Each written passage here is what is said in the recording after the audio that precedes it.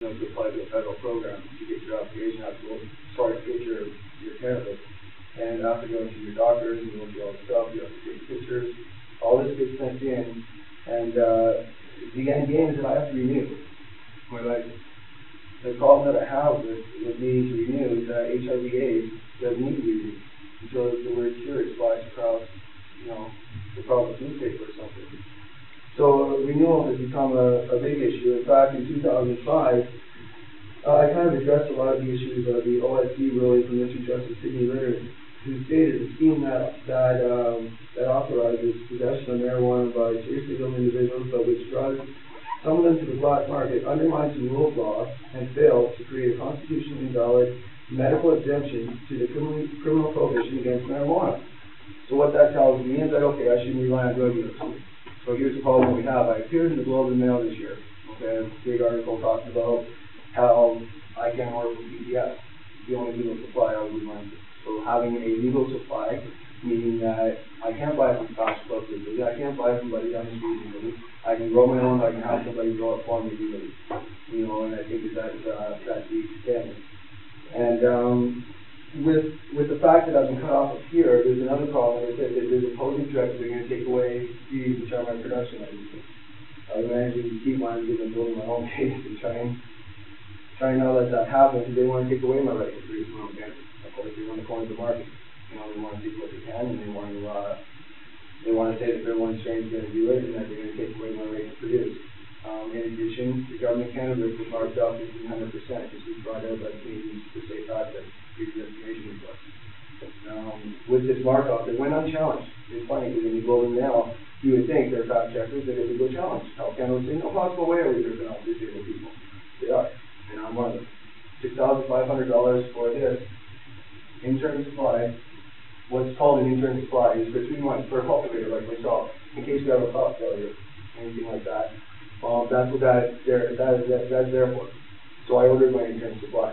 I'm happy with the intern supply. Got done with the bill, and it's since been cut off. And I'm still facing right now a large debt, phone calls, and a host of bills.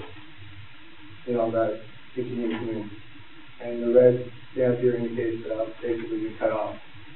So again, carrying a federal license with no legal supply begs the question as to, is this program still constitutionally sound? And I'm sure many other activists that have been out there looked at this would probably argue that since 2001, when this program was promulgated, it has not been in line with each other in a variety of areas. So what I'll get into is the information. On the cards, you've got 2,205 grams I can store. With this kind of information being listed on a card, I believe that converts to whatever it is, 7 point something pounds. And I've also got 49 plants that I can grow indoors. I mean, this information being on my card is kind of it's good to have the information on there. There's a flip side to that. My date of birth is also on there. My first, middle, and last name. Okay. My address. My 8-year-old daughter happens to be here in the room today. Now, I'm sure it doesn't take a rocket scientist to understand that this license in the hands of a common thug and a few friends compromises my personal security, in my respectful opinion. Okay? Because as a cultivator, there's an old saying, loose lips make ships. I don't need my ship shrunk or sunk because of a government policy that fails to protect my personal security. Another issue that I personally have taken on. And well, on a national committee, we have 290,000 medical users by Health Canada's own estimates here in BC. But yet, we have only 1,800 licenses in the country as of June 1st of this year, 1,800 plus. So we have to ask ourselves, how is it that the federal government has come to a point of, well, by the end of June 2006, let me just make sure I'm right because I am on camera here. By the end of June 2006, the Medical Marijuana Access Division, we were able to obtain the documents through the Freedom of Information Act. They spent $5.7 million on the PPS contract to grow our canna crops. They've also went ahead and spent $22.2 million up until 2006 on the program itself to license 1,800 people. Now, I'm not sure what that equates to exactly per license, but I'd say that I probably have a $100,000 license sitting up on the wall there, on the taxpayer's expense. I would remind you that I'm disabled. So this comes back on the taxpayer in a failed program that we in Canada face. Now, I love the fact to be a Canadian citizen, okay? I love the fact to live in a country where I can stand here before you and speak about cannabis, okay? And about the fact that we have a freedom to use it. And indeed, we have a charter right to use it. The problem was that the issue of cultivation was never addressed in Terry Parker's case. You know, it was never addressed in our Jason Wilcox case, and it was never addressed in William Wakefields case. Or sorry, I'm getting the names wrong here. Histic. Yeah, it was William Histic, thank you. The Histic case was also, this stuff was not addressed. When we look at some of the other issues there's one that I really want to dive into. This kind of been the hottest one. It's an issue that I find very deeply, however, it doesn't directly affect me. As an activist, I would still like to address it. So I'm not here solely speaking for myself.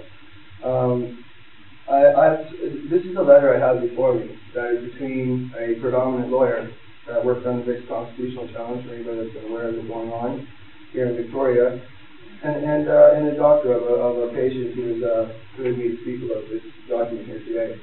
I had a problem when I had written Health Canada about this situation, so I was in the courtroom when I heard about this letter and heard about the dialogue. Now, when I called Health Canada and I'd spoken to someone and I'd written, of course, they haven't responded, they told me, Mr. Wilcox, you could not possibly know the nature of what that conversation was between Mr. Barry Jones and the doctor. And I'm saying, I was in the courtroom. That ain't good enough. You can't prove it. So I did a little poking around and asked him for some favors, and I managed to come up with a letter here. And now in this letter, the doctor clearly identifies his concerns. It says here, I was subsequently contacted by Barry Jones to identify himself as a Health Canada employee. He stated that Health Canada was receiving applications for medical marijuana that exceeded 5 grams a day. Once again, out of 10 gram license. Mr. Jones stated that current literature suggests that most people with chronic pain who use marijuana in a therapeutic capacity require average daily amount of 1 to 3 grams. Where did they come up with this information, considering he just pulled $4 million for a grant? So where did Mr. Jones come up with this information? Whether it was taken orally or inhaled, he goes on to say. So whether you ingest it, which many people who actually use cannabis in therapy realize it takes more to make cannabis and various other things, which we're still not allowed to do. Touch on that a little bit later. And Mr. Jones, again, and him being a pharmacist, someone with background information goes on to say, or the doctor goes on to say, Mr. Jones stated that the elevated dosage of greater than 5 grams was associated with adverse health outcomes, and that Health Canada did not recommend a dosage higher than 5 grams. Okay? I'm not going to go into the additional because into names, of course, confidentiality. That gives you a generalization of what Health Canada is doing is intruding, in my opinion, on what's known as the doctor-patient relationship. I have never heard of doctor-patient MMAR relationship. It stops at the point where the doctor signs a medical application and it goes into Health Canada. However, they've taken it upon themselves to use quiet tactics like contacting doctors. This gentleman here no longer has his 10-gram license. He's now looking at finding a new doctor. Because his doctor reduced him to 1 to 3 grams, like Mr. Jones has suggested. I argue here, and I look at you, Health Canada and Big Brother, to produce. I do have the documents now. I have a document here that states the nature of the conversation. And I challenge you to produce the document. To produce the documents to say that it's unsafe for me to smoke 10 grams. I've done it for 4 years. I'm standing here before you now. I'm 15 years HIV/AIDS positive. I spent 2 years doing anabolic steroids, to get